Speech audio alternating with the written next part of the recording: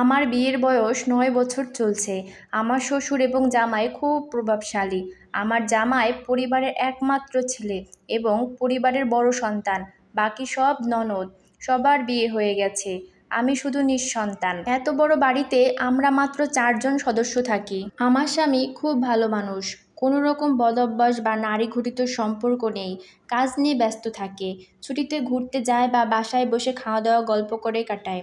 সব কিছু থাকতেও অনেক বেশি কষ্ট লাগে, খুব একা একা লাগে। সমস্যা হলো আমার ভিতর, তাই মা হতে পারিনি।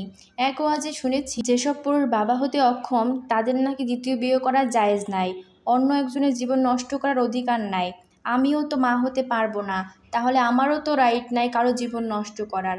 হয়তো আপনারা সবাই বলবেন সন্তান সব কিছু না। আমিও জানি সন্তান সব কিছু না। সব কিছু না হলেও সন্তান অনেক কিছু, আসলেই অনেক কিছু। আমি মুখ ফুটে কাউকে কিছু না বললেও মনে মনে ঠিক করেছি, আমার স্বামী যদি আরেকটা বিয়ে করতে চায় আমি বাধা দিব না। আমার কষ্টটা ধামাচাপা দিয়ে রাখবো। আমি মা হতে না পারি, উনি তো বাবা হবেন। এইটা দেখেই আমি শান্তি পাবো। আমাদের বিয়ের ৯ বছরে একবারও এমন কথা উঠে নাই। এই ৯ বছরে আমার স্বামী কখনো আমার কাছে সন্তানের জন্য হাহাকারও প্রকাশ করে নাই। আজ থেকে ৬ মাস আগে পারিবারিক একটা দাওয়াতে গিয়েছিলাম। সেখানে আমার স্বামী তার কাজিনের সাথে গল্প করছিল। তার খুব ইচ্ছে তার নিজের একটা সন্তান হবে, সে বাবা হবে। তারপরে সেই কাজিন তাকে পরামর্শ দেয় দ্বিতীয় বিয়ে করার জন্য। তার কাজিন আমাকে হাসতে হাসতে বলে, ভাবি আমার ভাই নাকি দ্বিতীয় বিয়ে করবে।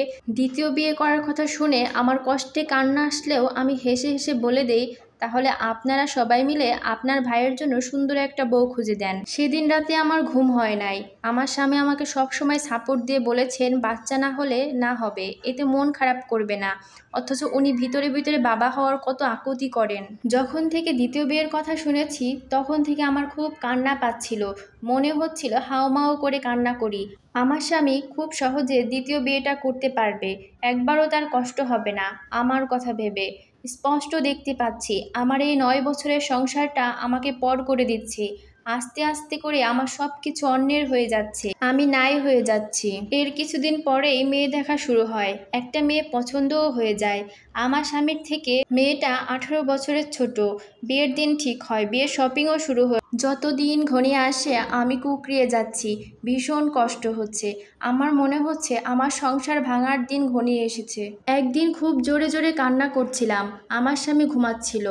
আমার কান্নার শব্দে আমার স্বামী জেগে ওঠে। আমার কান্না দেখে সে বুঝতে পেরেছিল আমার খুব কষ্ট হচ্ছে।